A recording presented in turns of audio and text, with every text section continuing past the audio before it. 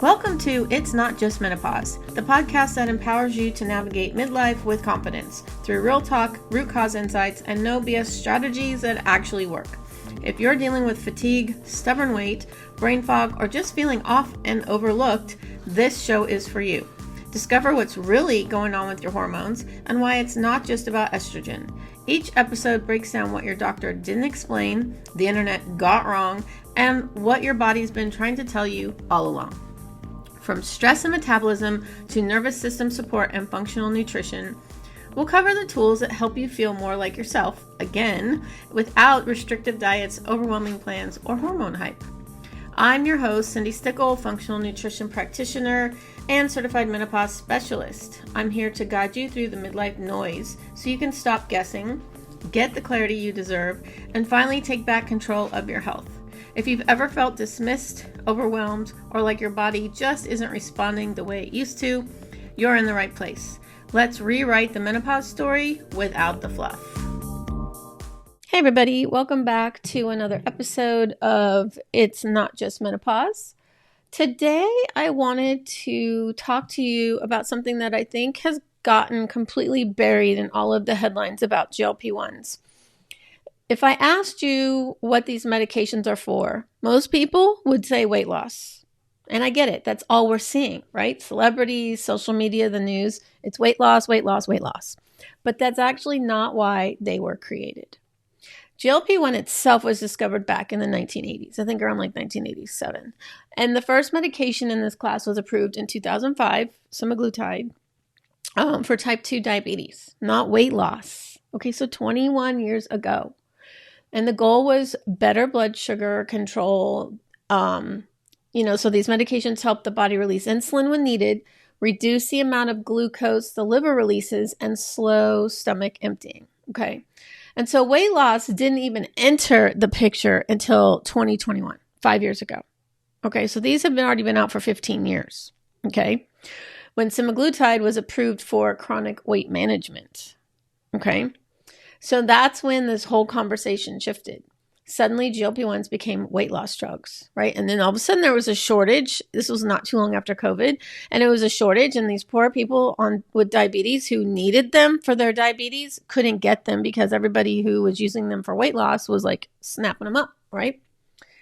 And so while weight loss is absolutely one of the benefits, it's definitely overshadowing a bigger story, especially for women in perimenopause and menopause. So because once estrogen starts declining, our health risks change significantly, okay? And I'm not talking about a few extra pounds around the middle. I mean real metabolic shifts. Like I already had a lifetime of metabolic problems and then throw menopause on top of it. It just made mine worse, right? So we become more insulin resistant. Blood sugar gets harder to regulate. Blood pressure starts creeping up. It happened to me. We accumulate more visceral fat.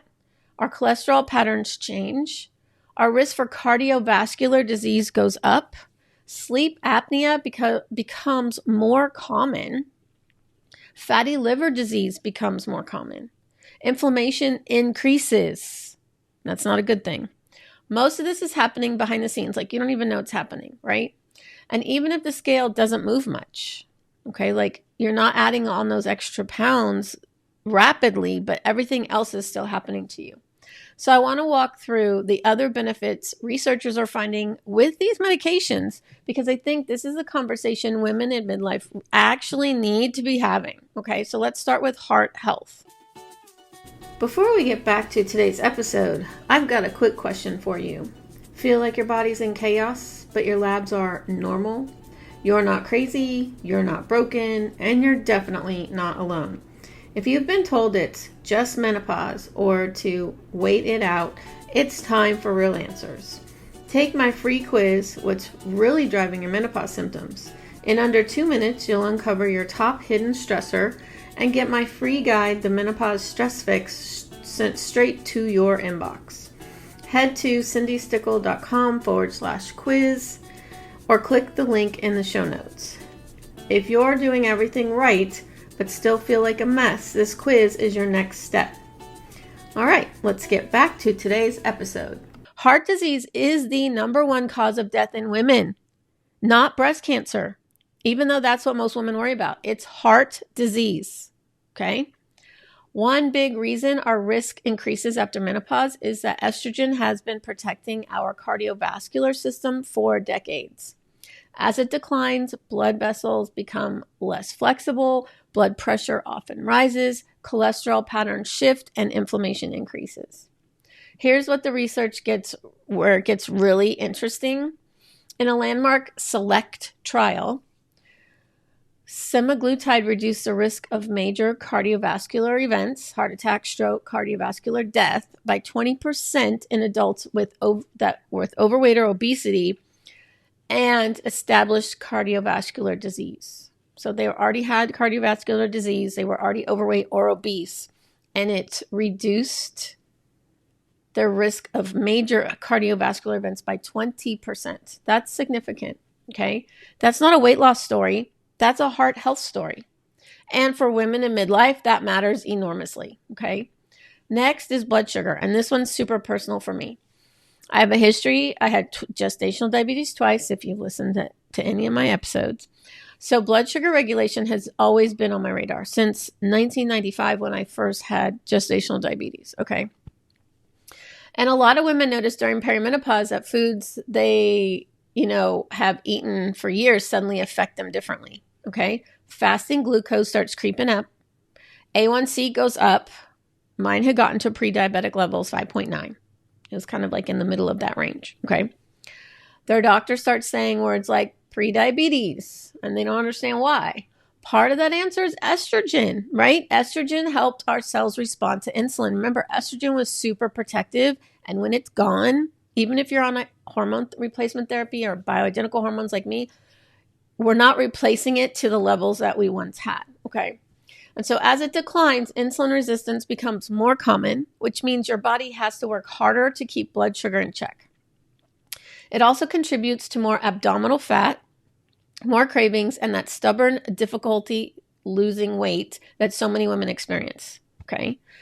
Me, plus I had my metabolic issues on top of that, so it was doubly hard, right?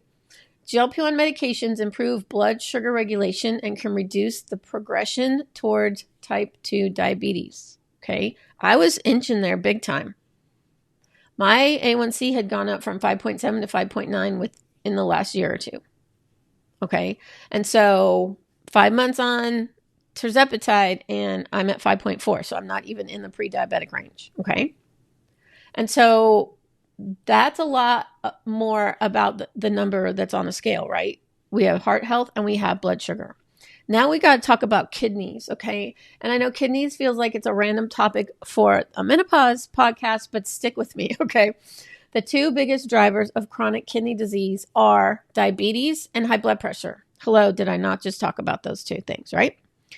And both of these become way more common as women go through menopause. My blood pressure, I always had low blood pressure, and all of a sudden, a few years ago, it started going up, okay? Plus, I was carrying a little extra weight on top of it. So, it all it's a domino effect, right? So clinical trials suggest that GLP-1 medications can slow the progression of chronic kidney disease, CKD, right? Especially in women with type 2 diabetes, likely through a combination of better metabolic control, right?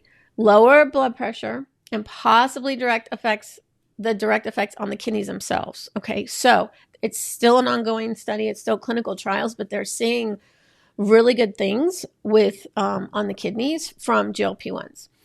And since both diabetes and high blood pressure risk go up as estrogen declines, this is definitely worth paying attention to, okay? Sleep apnea. I know so many women in menopause that are all of a sudden having to sleep with a mask on their face, right?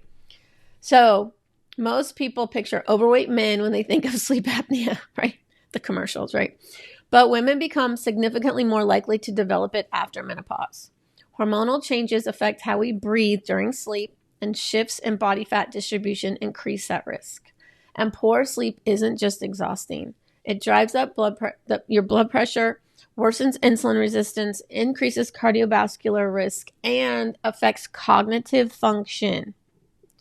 Sleep is where we get all of our restorative benefits, right? It helps your brain, and it also helps your body. So sleep is super important. And so newer GLP-1 and the GLP-1 GIP, like I'm on the tirzepatide, GLP-1 is a semaglutide. It's only a 1 agonist kind of drug, whereas the tirzepatide is 2. It's a GLP-1 and a GIP. They've both shown meaningful improvements in people with obesity-related obstructive sleep apnea. Okay, again, it's bigger than weight loss. Yes, you need to lose that weight. However, your weight gain has kind of caused the sleep apnea. So now this also helps. Even if you're not losing a lot of weight, it helps with the sleep apnea. Okay. Fatty liver disease. Today it's called, bear with me, metabolic dysfunction associated steatotic liver disease, MASLD.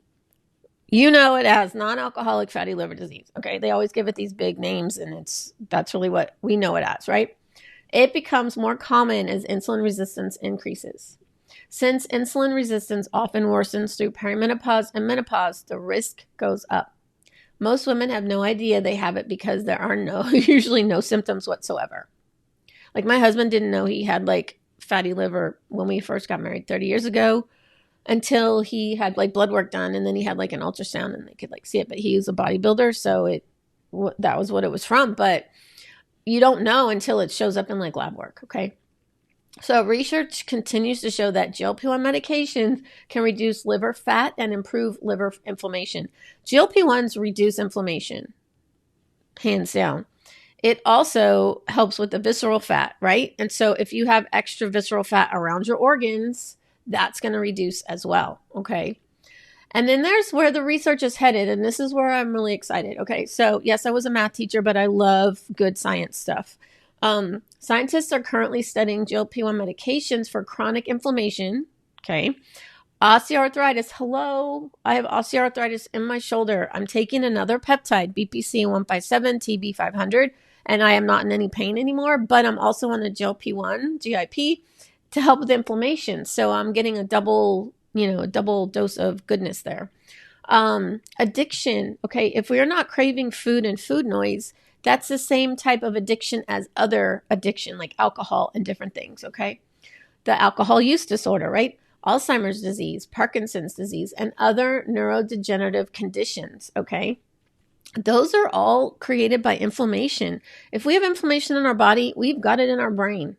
Okay, people don't realize that. You got cholesterol in your veins in your body. You got cholesterol in your brain, in your veins in your brain too. Okay, so you have to remember that your brain is part of the whole picture and it's affecting everything. Okay, so just to be clear, these are not approved uses, not yet. But the research is ongoing and we still have a lot to learn. And I find it super fascinating that researchers are even asking these questions, right? Like, what else can it help? And it suggests these medications are maybe affecting a lot more than appetite, which I know it has for me. Okay. So what does all of this mean for women in perimenopause and menopause? I think it changes the conversation. Okay. Instead of leading with how much weight can I lose, maybe the better question is how can I actually improve my long-term health? I'm in it for longevity, hence the title. Okay, I'm not stopping taking it. I will microdose as long as I can because I'm not like once I hit my weight loss goal, it's all about the inflammation and it lowered my A1C and my blood pressure. So all of that stuff, right? Because that's what most of us are really trying to do in midlife, right? You want to feel good in our bodies, but we're also trying to reduce the risk of heart disease, improve blood sugar, lower inflammation, stay healthier for the next 20 or 30 years. And that's why I don't think GLP-1 should be filed under weight loss medications anymore, right? They're medications with benefits that keep surprising researchers. And none of this changes the fact that nutrition still matters. Hello, me, multiple nutrition certifications. I'm like right here. Strength training still matters. GLP-1 is not a magic pill. It may seem like it, but you still have to build that muscle, especially if you're on a high dose and you're losing muscle, which you shouldn't be on a high dose anyway. You need to build that muscle, and strength training is the only way to do it. Sleep still matters. Stress management still matters. And if you're on a GLP-1 and you're not eating, you are, for one, the medicine's not working. You're not letting it work, right? And you're hurting your body. by not giving it the nutrients it needs. You have to, I have programs for that. So reach out to me for that. But you still have to eat whether you're hungry or not. Believe me, I'm right there with you. So again, the medication is one piece. It's not the whole picture. It's a tool. Okay. It is just one tool in your toolbox for your longevity. But I think it's time we started having that bigger conversation, right? Not just about losing weight, but about what it actually means to support your health through one of the biggest hormonal transitions of your life, right? Well, I just want to thank you for listening. Please, if you know another woman that is going through perimenopause and menopause on a GLP-1 or wondering if a GLP-1 is right for her, please share this with her, okay? Because I can get on a call and just chat about, peptides and how they're helpful. And she deserves the full picture, not just the headlines, which 9 times out of 10, it's not right. It's not true. So thank you for listening, and I will be in your headphones next week. Thank you for tuning into It's Not Just Menopause. I hope today's episode gave you real clarity about what's actually going on in your body and reminded you that it's not just your hormones and it's definitely not your fault.